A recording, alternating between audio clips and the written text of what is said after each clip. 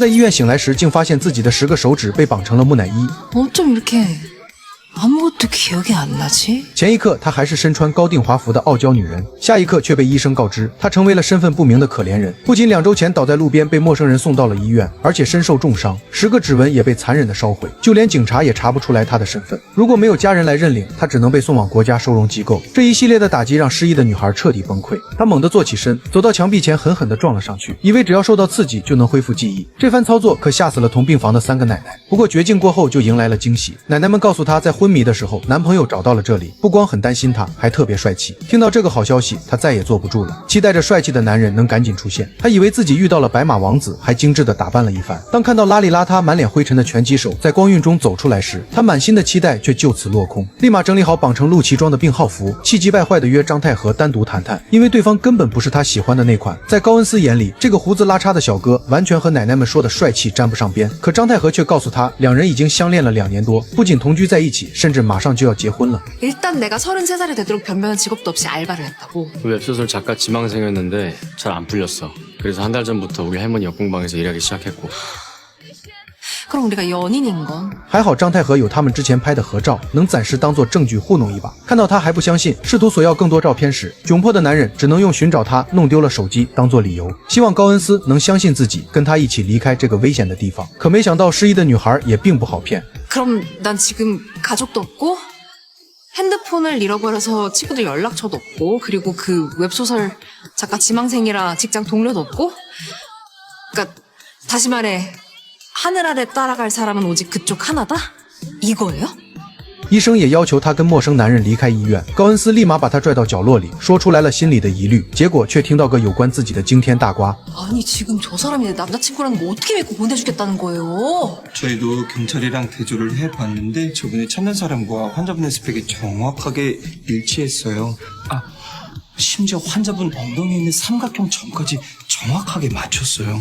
엉덩이의 점? 네, 저희도 치료하면서 다 같이 봤는데 오른쪽 엉덩이 이쯤에 점 3개가 삼각형 모양으로 있더라고요. 근데 그 좀 맨 위에 점이 약간 그린 계열로 조금 달랐는데 글쎄 저분이 그거까지 맞추더라니까요.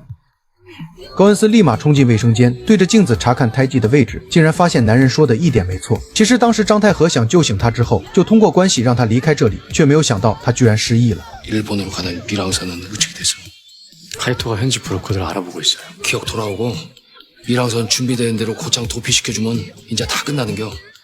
그때까지 저 양반 여기 주저앉혀놔야 되니까 눈 딱 감고 애인인 척 잘 버텨봐. 没有办法下，只能先把高恩斯带回家乡，再安排他前往日本。高恩斯看着男人开着破旧汽车，一路把他从繁华的大都市首尔带到了穷乡僻壤的小乡村秋津，心里的疑虑更深了。高恩斯甚至还想在以前工作的糖厂里找到认识的人打听消息，却发现工作的姐姐是个哑巴，奶奶也是患有老年痴呆症，时而清醒，时而糊涂，他完全问不出任何有用的消息。回到家里后，他也到处都在寻找曾经生活过的痕迹，衣柜里落伍的村姑服装。 확실해.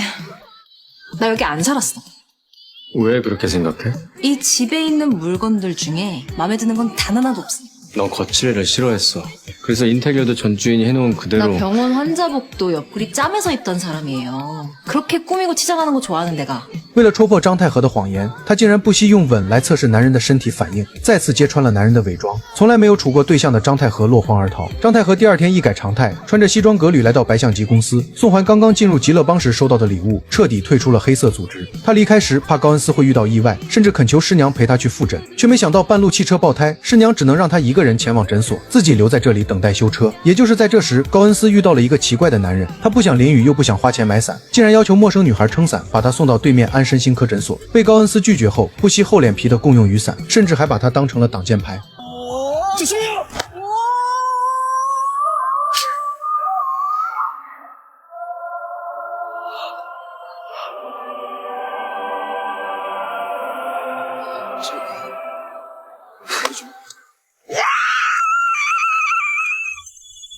이거 被邀请进入诊所后，高恩斯才知道这个奇怪的男人竟然是这里的院长。知道对方身份后，他要求院长帮自己找回记忆，甚至说出来失忆后的种种遭遇，想要博取安基俊的同情。可是面对这个没有身份信息的女人，奇怪的男人当然会拒绝。不过经过他的软磨硬泡，以及听到张太和的名字后，院长还是勉为其难地答应了。如果有个能为高恩斯身份作保的人，就能帮助他治疗。无奈之下，丧气的女孩只能先回家再做后续打算。高恩斯并不知道自己一直都没有脱离危险。身居高位的辅佐官男朋友其实是市长安插在他身边的卧底，对他根本没有任何感情可言，就是为了利用辅佐官的身份在他这里套出来有用的消息。就连他用手表拍视频的隐秘行为，也是这个卑鄙的男人举报的。不过在高恩斯消失后，他一度感到良心不安，从没放弃寻找他的踪迹。尤其在想起来高恩斯曾说过，不光有那只手表拍摄视频，甚至还有其他帮手时，不惜通过征信社来查找他的所在地。最后根据调查消息，找到了高恩斯受伤后住过的医院。虽然护士不确定是不是同一个人，但是好事的奶奶确定了照片上的人就是高恩斯，甚至提到了张太和的拳击馆。辅佐官根据拳击馆信息来到秋京这里寻找高恩斯，庆幸几个人刚好错过。疲惫的女孩坐在长椅上昏睡过去，梦里她的记忆在慢慢苏醒。高恩斯虽然已经失忆，可身体却记住了当时的痛苦，那些痛彻心扉的经历以及惨不忍睹的画面瞬间把她惊醒过来，让原本不知所措的女孩彻底崩溃。为了让受惊的高恩斯冷静下来，张太和深藏在心底的爱意一涌而出，第一次对女孩深情告白。